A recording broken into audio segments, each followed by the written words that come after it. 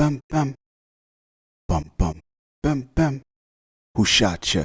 Separate the weak from the obsolete. Hard to creep Chicago streets. It's on, Iman. F all that bickering beef. I can hear sweat trickling down your cheek. Your heartbeat sound like Sasquatch feet. Thundering, shaking the concrete. Shaking the concrete. That concrete was shaking this episode, wasn't it? Shaking. Moving. Yeah, I'm talking about The Chi, Season 6, Episode 8, entitled, Who Shot Ya?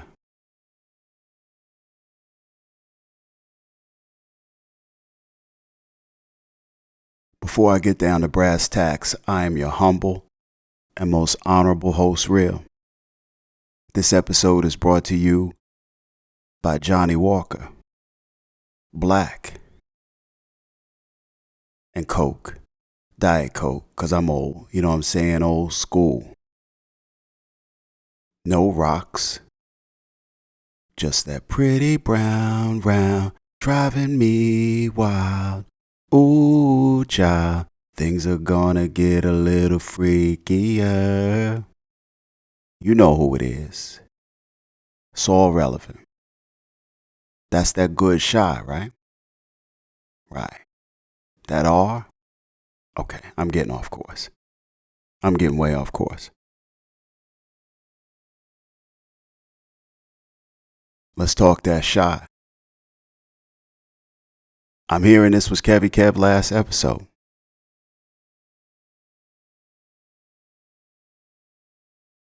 I'm hearing this was Kevy Kev last episode. You could tell. He reminiscing. Getting it in with his homies. Getting it in with Keisha. They had that good going away party for Kev. Let's talk about Kev for a second. Kev got flied up though, didn't he? They had Kev flied up this season. Kev had on some flyness this past episode. That good Casablanca knit on at the party. That dope plaid jacket. They sent Lil Bro out in style. They sent him out in style. Kev was styling.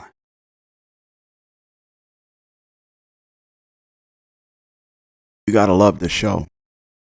If you don't follow the wonderful actors and actresses on their social media platforms, go do so now. This is a tight-knit little group.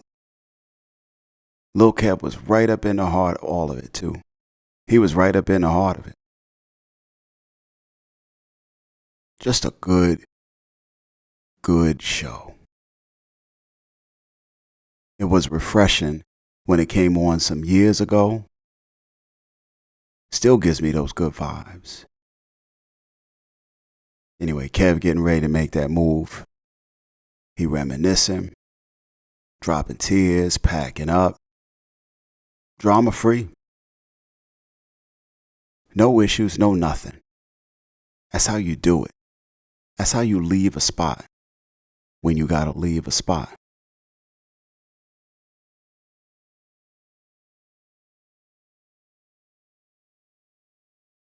Movers came and took Kev's stuff a little early. Shall I say mover? Mover was real hood with it too. He like, damn if we early, we going out of business. He like, we going out of business and I gotta get your shit so I can get my check. Your belongings is getting moved tonight. Homie said, I done beat a man in the head to get my furniture, so I'll do a night in jail for assault. I can do a night. What's really hood? Homie was not playing with that furniture. I wouldn't have trusted that dude with nothing. You know he was going to be mistreating the furniture, banging shit into the walls and dropping pillows on the floor. He ain't got no team, just him. Kept like, whatever. Maisha come by to see him. She worried about whether or not Kev can do the time long distance or not. Maisha sounds so reasonable all the time. Maisha is one of the most reasonable people on the show. Mature. Like she ready to be somebody's mama or something. Just always level-headed. Kev looked so convinced too. He like, I got you. We gonna be all right. We gonna be all right. Might need that special FaceTime every now and then. You know, that special FaceTime. But we good. We good. I got you, Maisha. We good.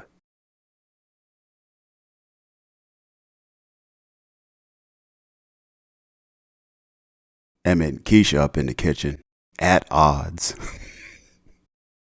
Walking around, sneaking looks at each other when the other ain't looking. Emmett trying to make a ham and cheese sandwich, but ain't have no Miracle Whip.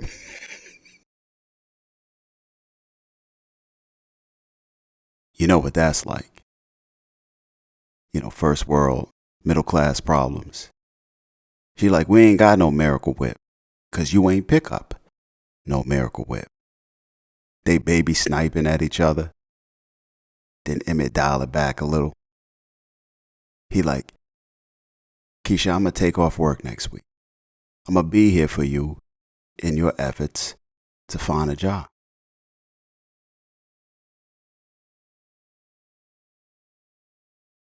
Which at this point in their relationship is the equivalent of buying her flowers or taking her out on a nice date. Both of which don't appear to be popping off at this time very much. It's the closest I seen her get to SWV, triple time heartbeat, weak at the knees, in a long time. In a long time with these two.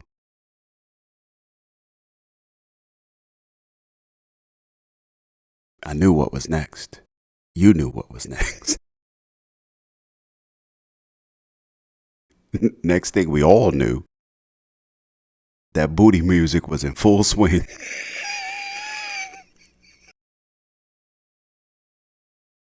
That booty music was in full swing. I'm talking that Miami bass. Oh, me so horny. Look at them girls with the Daisy Dukes on. When the pigs come to get it, you drop it like it's hot. I'm talking Boondocks, booty butt cheeks. Keisha got on that thugnificent booty butt cheeks. Yo, it went down up in that joint.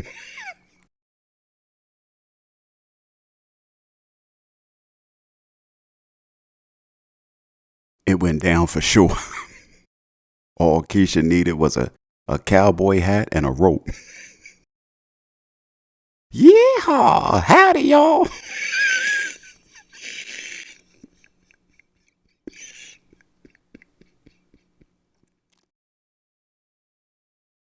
After the good deed was done, what did this fool Emmett do? In true buckethead fashion, with a smile on his face, he like, I forgive you. She like, fool, you forgive me for what? I ain't mess up. This was a thank you. You don't even know how to be thankful when I slide you some pie. All you got to do is say, thank you, boo, much obliged.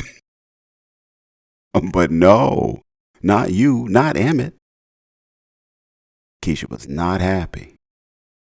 Immediately after the dust up, as if Nuck had a mini cam in the room, he up in Keisha DM like, I wouldn't do you like that. Yo, can we meet up? Can we meet up, though?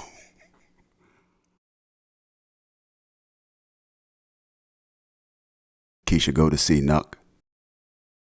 Up in a parked car somewhere at night. I'm like, what is Keisha telling Emmett? What is she doing to get out the house at night? Leaving EJ and Lil Ronnie badasses? What excuse or alibi she working with? She like, Emmett, I'm hungry. You want some Popeyes? I'll get it. She get in Nuck's car. She like, what's this about, Nuck? Nuck like, look, I just want to talk to somebody. I just want to talk to somebody who don't want to kill me. Yup, understood.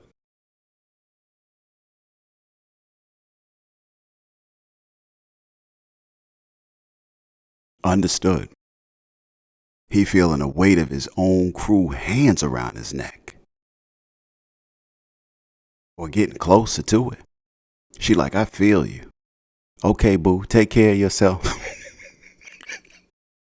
Let me get on up out of here. Let me get on up out of here before Popeyes closes. And this fool Emmett come looking for me. Feel like Nuck World just closing in. Sucks to be in Nuck's shoes. I'm feeling that though. Sucks to be in Nuck's shoes.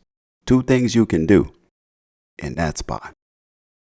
Get colder, and I mean colder, or get moving.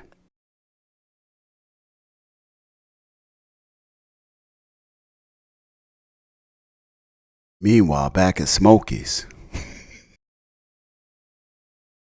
Kenya approaches Papa as he walks in. I knew this conversation was going to happen the way I thought it was going to happen. I told y'all. I knew Papa was going to clean that up. Because that's just who Papa is. He apologizes for his slight rudeness. Tells her that they cool. Tells her that they cool, they going to be cool. But they just going to be friends. They not going to move the way they been moving. Kenya's crushed. Papa had that breakup face on too, didn't he? I was like, man, that's the thing about a good show. The characters are believable. The scenarios are believable. Papa had that face on like he didn't want to do it. He was a little herky-jerky in the cut. But the man stood fast, got it done. Mission accomplished. Game over.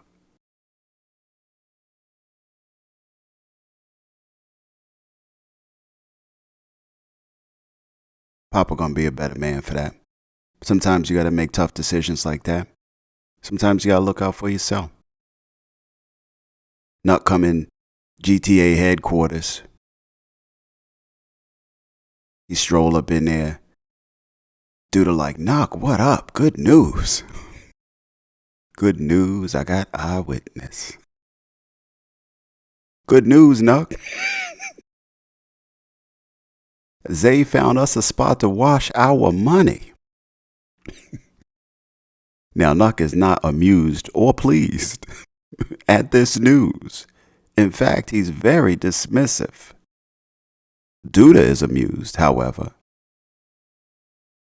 Zay is happy as all get out. Duda is amused, though. In fact, he playing up the competition. I don't know. It's like raising boys to men with Duda and these two. It's like they his two sons. Hell, it seemed like Duda doing charity work with this crew. He doing charity work with these two. He playing it up, though. He looking at Zay. He like, who's a good boy? Who's a good boy?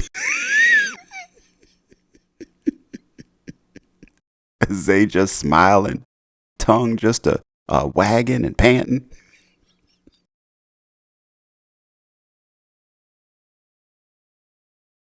Zay got that Kool-Aid smile on.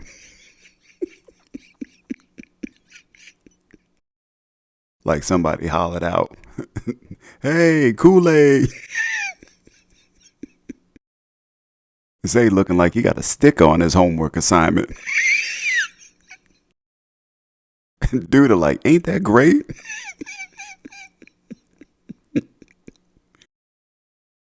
Nuck was on some serious defense. He like, "Not as great as what I did. I'm great. I killed a man who was hurting our business." Dude like, "Boy, that was bad for business, son. You need to work on your negotiation skills." You can tell Nuck and Zay do not like each other at this point in time. At this point in their gangster tenure in Duda's organization. They are not fans of each other.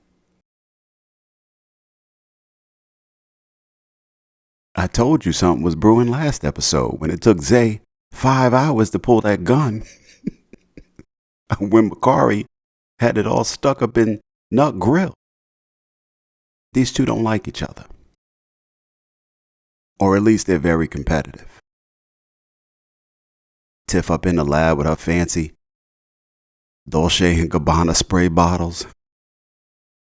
Spraying weed plants, loving life. Being her own boss. Marveling at how nice her plants look.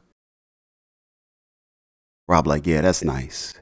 But I ain't trying to look at them. I'm trying to sell these joints. I'm trying to make a profit. And maybe smoke one or two. How long before we cut these suckers down and make a profit?" She like, "Just a little while longer till we can cut Duda out." Cats can't keep their mouth shut, can they? Rob like, "Well, Duda won't be around much longer."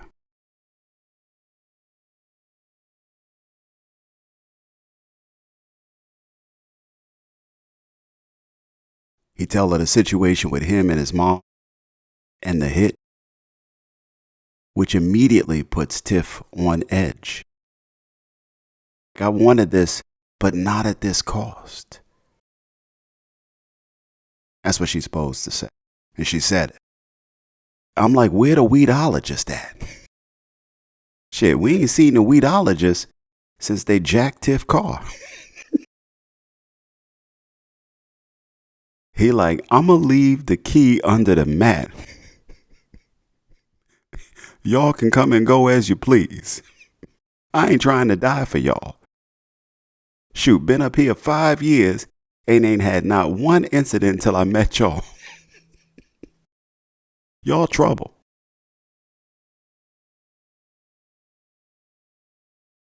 Emmett go visit his folks. They trying to figure out this Duda situation and how they gonna get some money to pay Duda off.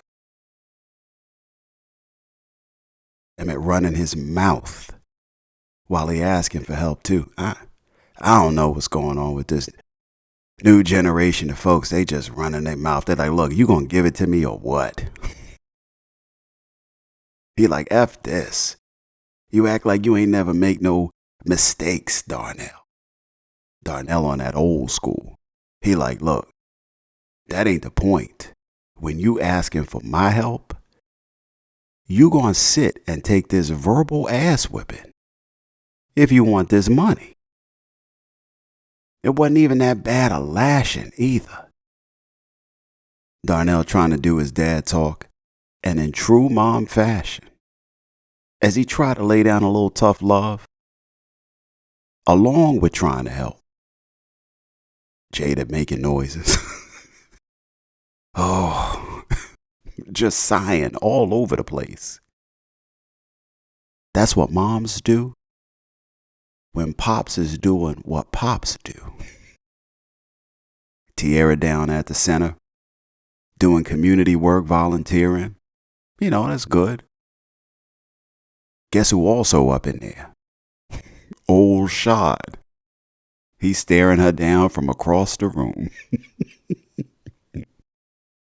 Guess who also there? Marcus, the brown Big Daddy Warbucks. Shad watching the two of them with extreme hate. Bet he won't talk about that at the men's group. I don't understand how Shad moving. I don't even understand what Shad is putting down right now as a man.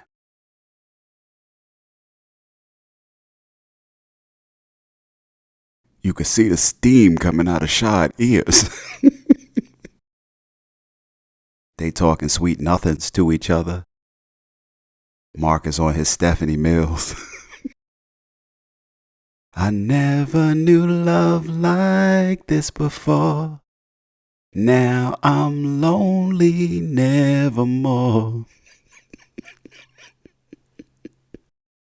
Marcus was hitting that good Stephanie Mills. Every breath Marcus took, every word he uttered, Shad was on his The Police or Sting or whatever.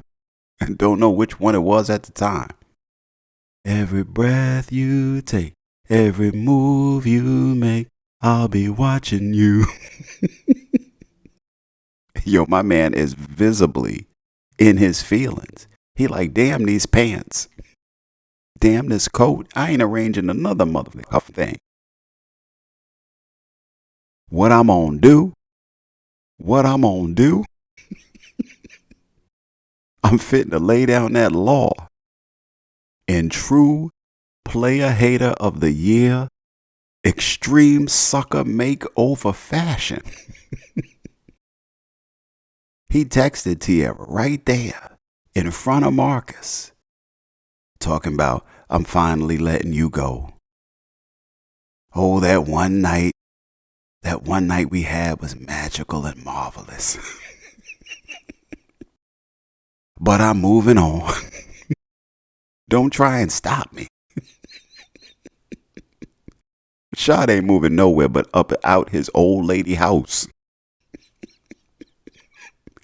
He gonna be back to selling Donkey Kong cartridges and old hockey jerseys outside of some chick house, hanging on the fence. On the real though, this moment was cringeworthy for me. As a man, it was cringeworthy. Shad like, I fixed her ass. Shad catch up with Tierra later at Kev going away party. He like, so that's how you feel? You just gonna left me on red? Shad was quite the player hater this episode. I was not feeling Shad this episode. He was quite the player hater, playing himself out. Now Tierra, unfazed by Shad and his antics, and about 2 glasses in on some Mianetto Brute. She like, what is you talking about? I don't have a text message from you. I didn't even know you had a phone.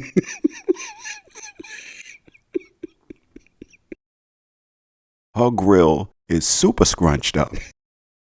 The whole time he talking to her. Like her grill is scrunched up like somebody who is just done with you.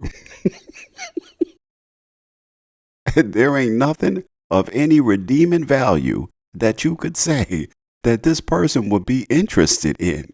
She just done. She like, why are you here? Boy, bye. She like, I'm on my Evelyn Champagne King. I'm in love. At this point, Shad realized when she says, I ain't get a text from you, that his text was sent to Deja, his old lady. Oh, he ran out of that joint so fast, his feet ain't even touched the ground. Shad came home, all his shit was packed. In the passive-aggressive way Deja be moving. She couldn't even look him in the face. His shit was packed. Looked like Looked like it had airport tags on the bags, too.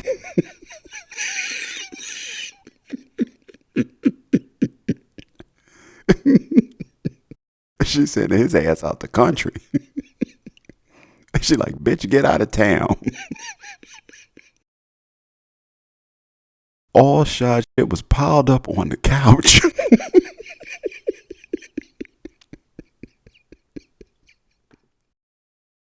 She like, take your belongings and go. You know you ain't got shit when somebody tell you, get your belongings and get out.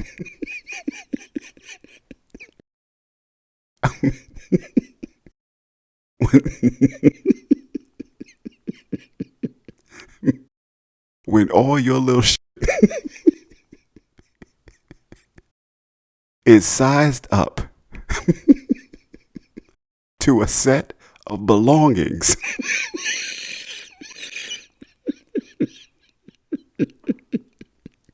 You in a bad state, Jack.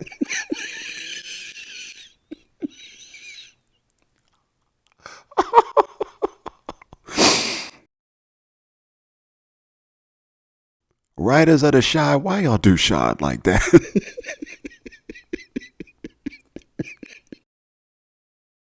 My man had an old radio, a dusty crate of records, no record player. Just a random record here and there. And a suitcase big enough to hold 3 t-shirts and a lava lamp.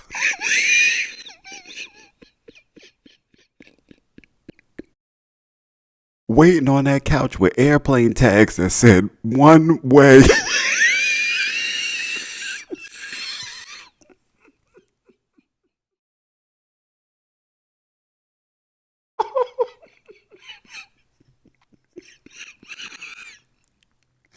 His airplane tags said one way.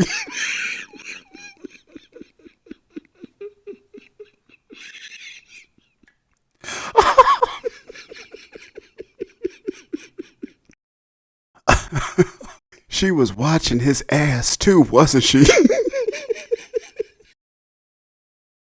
From a safe location.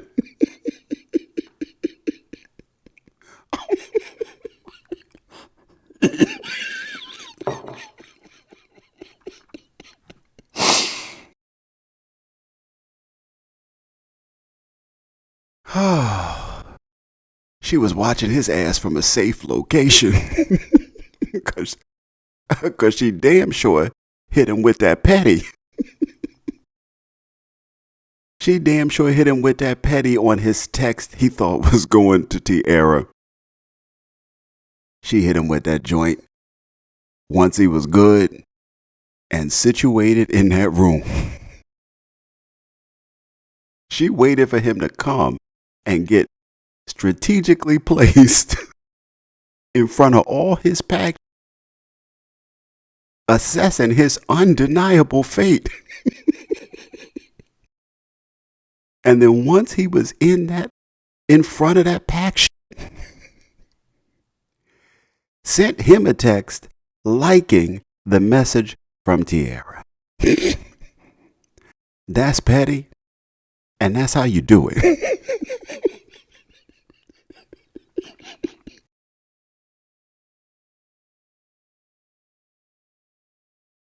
Tiff go over to tell Emmett that Rob was going to kill Duda. He like, you drove all the way over here in the car I bought you to tell me that? She like taking off earrings. Look, you going to stop bringing that shit up. It was only a Civic. And it's a money pit. The muffler already done went up twice. And the gear shift don't downshift. It's a damn stick too. What's really hood? She like, I need you to talk to him. Now this was the time. This was the time. If Emmett was gonna be petty, where he say, I thought I wasn't your man no more. That's your business. She like, this got to do with your son. I don't see how that's the case, but I ain't the sharpest pencil in the pack, so Jake, Kev, and Papa getting a rap. Kev let Jake take over the lease. It was a good little moment. They decided to take one last ride through the hood on their bikes. Just another day living in the hood. Just another day, yeah, yeah. Feeling good today. It's a vibe for sure. It's always a vibe on the Shy. We have already established it is always a vibe. You know these characters. You love these characters. We love these characters. Some great character development throughout the seasons. I gotta give it to the Shy. Some great character development. We're gonna miss Lil Kev. Anyway. Darnell roll up on Duda with a bag of money. He like, yep, that should do it. He like, yep, take that right there. That should do it. Settle my son up. That ought to do it. And Darnell had that respectable energy up in that joint though. Did y'all peep it? He wasn't on that vibe when he told Duda if something happened to him, to Emmett and the kids, he would kill him. He wasn't on that energy. Darnell had that respectable energy when he went up to see Duda. But he rolled up in there though, and he did what he had to do. Respect Darnell for that. Duda respected Darnell for that. He looked at that money and smiled. Duda said, looks like it settles about half of it. What's a dope dealer that benefits from keeping you in his pocket? What else he gonna say? That settles about half of it. Be lucky he ain't say it settles about a quarter of it. You know, you never getting up from under me, right? Emmett is mine. I know he your son, but he belongs to me. He like, I don't want this money. Dude like, I don't want this money. What I want is to be able to call on you when needed. Little praise here, little praise there. I want you to speak good of me from time to time. Darnell like, I ain't got nothing good to say about you. Dude like, well, you gonna have to find some shit then. Now take this Monopoly money up out of here and get back to Marvin Gardens where you came from. And don't pass go. Don't collect $200. Just get on up out of here. I told Darnell he had Monopoly money. Jake and Emma chilling. Jake and Gemma chilling.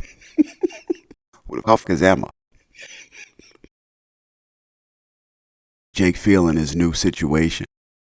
You know, he about to take over that lease from Kev. Kev had that nice little spot.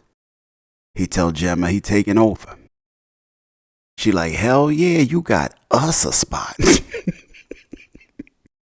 She like, hell yeah, you got us a spot. Oh yeah, we about to set this joint off. Timing is perfect too, cause I was getting tired of hearing call me Big Daddy when you back that ass up. And ass slaps at all time of the morning when I'm trying to get my beauty rest. Or get my affirmations.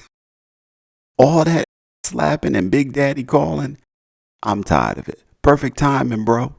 When we moving in? He like, the place only big enough for one of us. The fuck you mean we?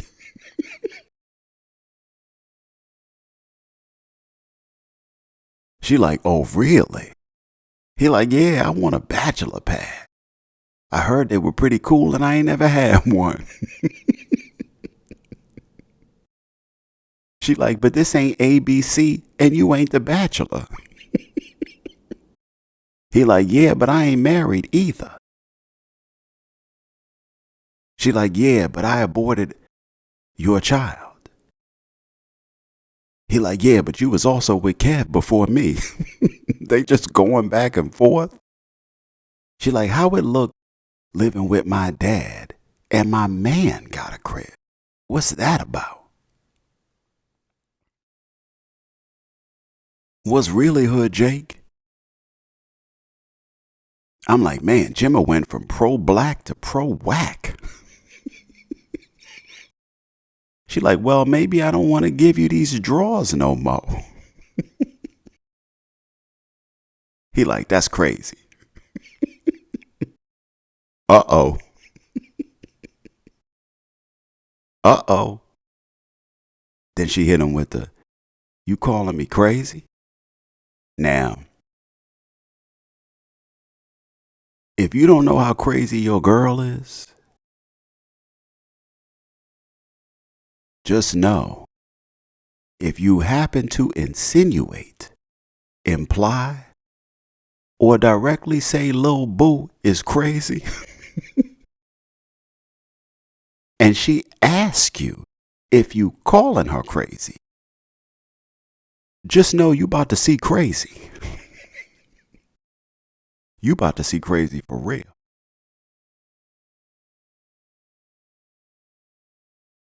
He played it down though. He played it down though good. He like, Boo, what you saying is crazy. Now they both knew crazy was about to be on full display. So he played it down and she quickly removed herself from the situation. I appreciated that about little Gemma. Emmett and Rob trying to recruit Trig for that murder.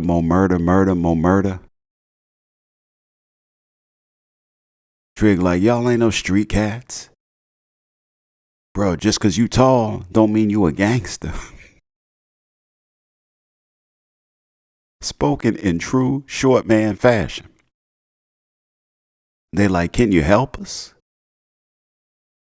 Trig made the right call.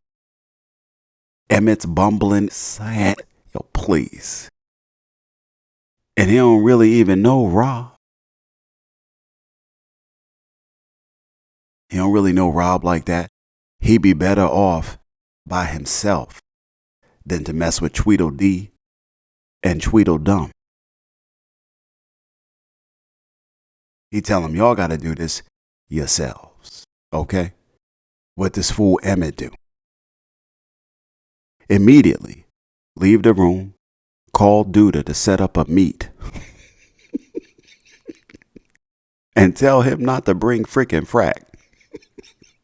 Now, I don't say the N-word, but if I did, I would say, you frickin' frack. You frickin' frack.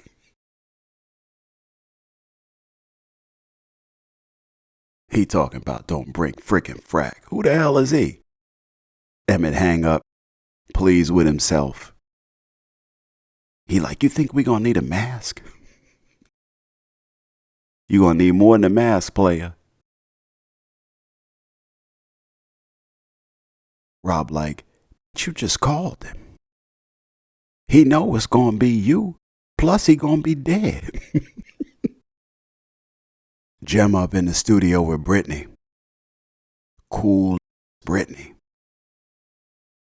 Off that heated convo with her man. That's a no-no. Going out the house after a heated argument? Around the wolves? Oh. Last time we saw her up in the studio, Gemma was hitting those non-verbal gestures She done nonverbal cue gestured for the engineer to leave them alone for about 45 minutes. She walking around all sultry in a skirt shorter than a New York minute, giving Brittany a little two-step tease. Music is popping. Of course, Brittany approaches her prey, rubbing hands together like, got him, and proceeds to get up on that. They exchange a kiss. Then Gemma pushed Brittany away like a choreographed move in a Janet Jackson video.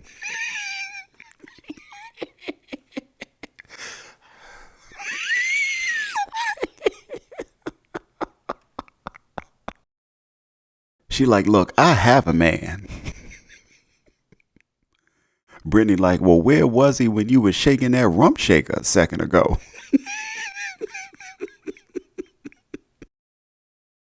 Talking about all I want to do is zoom a zoom, zoom, zoom, and a boom, boom.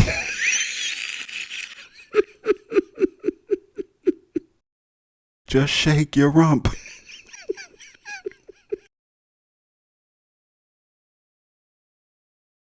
She like, you mean the man who don't want you to live with him?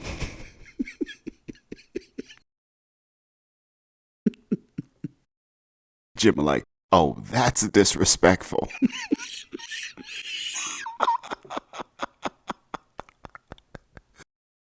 I don't know what game Gemma was running tonight. Actually, I do. And she was having a mini therapy session in there. Now, Brittany was very respectful.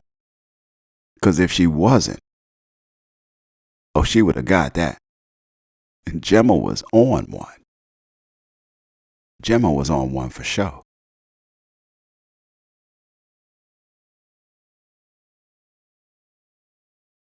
Stevie Wonder would have thought Gemma was on. She like, he right. We too young to live together. Wish I had a place though. She like, I ain't got no cash though. Brittany whip out the Cash App. Cash App that ass 10 G's. I like little Brittany. I like how she move with it. Like she real G with it. She like, I believe in you, boo. This in advance. Gemma like, is this I wanna f you money? She like, I ain't gotta pay to get it. Please, look at me. Do I look like I gotta pay to get some? My game is motherfucking tizite. This black label kicking in.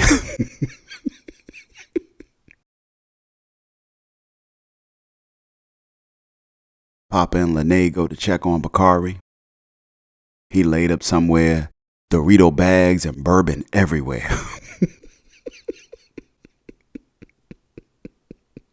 He ordering takeout, eating the food, leaving the containers on the floor. They caught Bakari cheating. Laid up with a bottle of Tito Fuentes.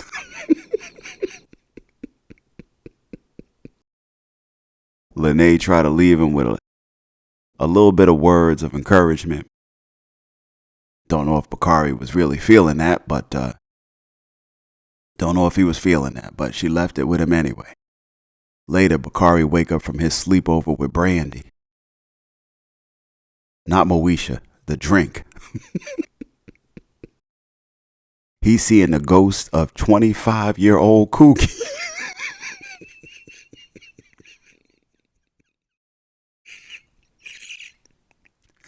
He's seeing the ghost of 25-year-old Kookie. Kookie got a mustache, a 5 o'clock shadow, a kid on the way.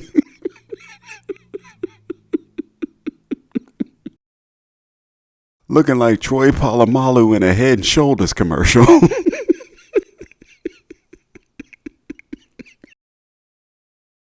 He talking to Bakari's soul.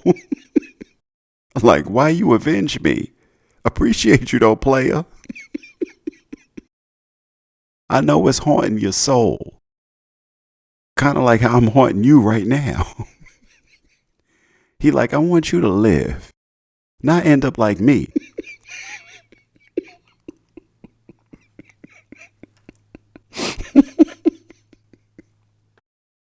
Gemma go back and tell Tierra and her pops the good news.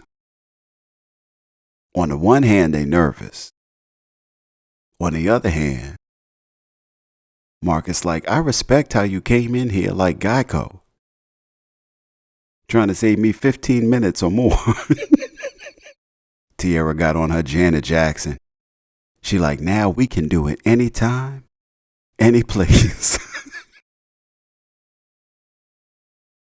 In the thunder and rain.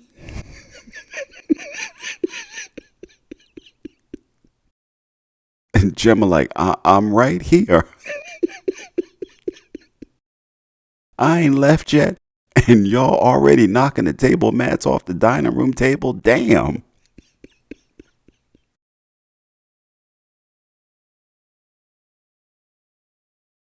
Oh, I'm super silly tonight.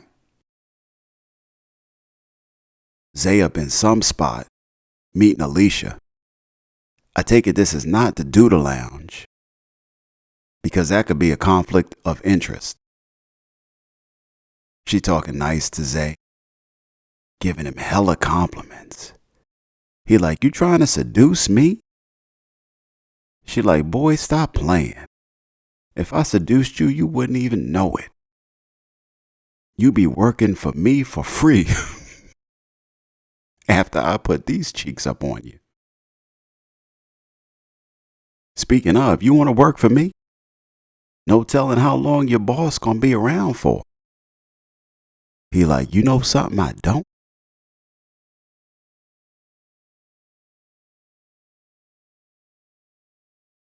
Zay was all ears up in that bitch, wasn't he? I told you there was more than meets the eye with Zay. Brother was cool, smooth, not playing silly. He even sounded different. We see a different side of Zay here. They gave him a few lines and the brother was cool with it. Zay was on that let him think you dumb side when he would do the and Nuck. Now you see Zay suited and booted with a lady, he chilling. He like, yo, what's up? Trying to seduce me or what? Anyway, he responds to her statement of your boss might not be around long. You want a job? He responds with, I'm listening. What up, though? What's really hood? Dude and Nuck waiting on Emmett from this meet Emmett done set up. You see, Duda ain't leave frickin' Frack at home, like Emmett was calling the shots. Now, Frick wasn't there, but he was supposed to be. Here come the Keystone Robbers.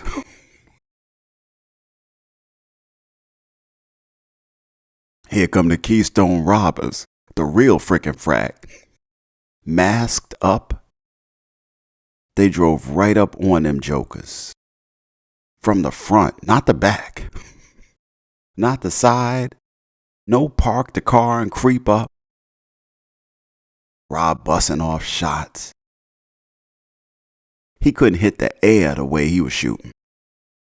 He had Duda dead to rights when the gun jammed. No extra clip, no nothing. Just inefficiencies. Rob wound up taking that return fire. Caught one in the gut. He up in the hospital bed laid up. Tiff and Rob mom finally meet.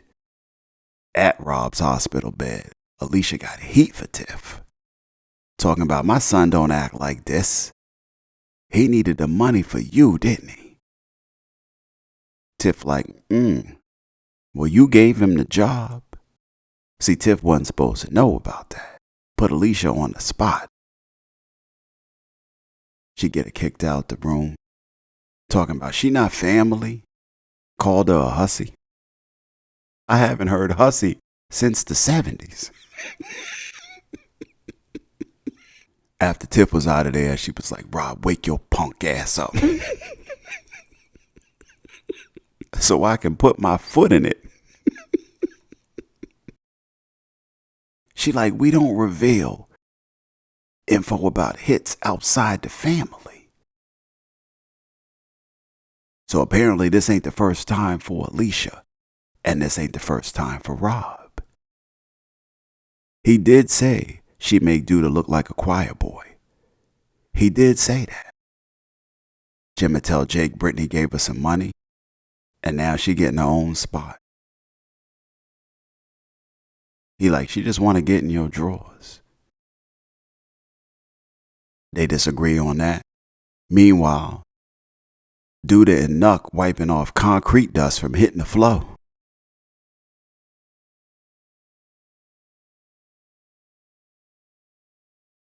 All of a sudden, Zay come in. Duda like, where was you at? Zay like, my phone died. Damn, can I have some time off? I was off. Duda grabbed him up. It's like, mofo, you ain't never off. Trig come down to the hospital. Get the rundown from Emmett, this knucklehead. Talking about Rob had him, but the gun jammed. I could have told you some dumb like that was going to go down. I could have told you that. Rob had to have surgery. Trig know what's next. He prepared to go handle what the dummies couldn't. Fatima like, you can't save everybody. You want to save somebody, save me. And keep your butt here. He like, you right. But he went out anyway, grabbed the strap. Of course, he cocked it to get that one in the chamber before he left the house. Oh, what a tangled web we weave. Guess it's going to be a minute before we see what's next. They did have that good going away party for Kev. That was nice. He making speeches. Mama crying, he crying. Sparkling wine is being poured up into red cups. It's a good moment. This show shines. Shines on its humility, character development, sense of connecting the characters together in a cohesive fashion that makes you forget this is a TV show often. A winner for sure. There's nothing but love for the content the team puts out each week with each episode. Nothing but love for the show, the actors, the actresses, the writers, the whole production. It's a good show. Till next time. Peace.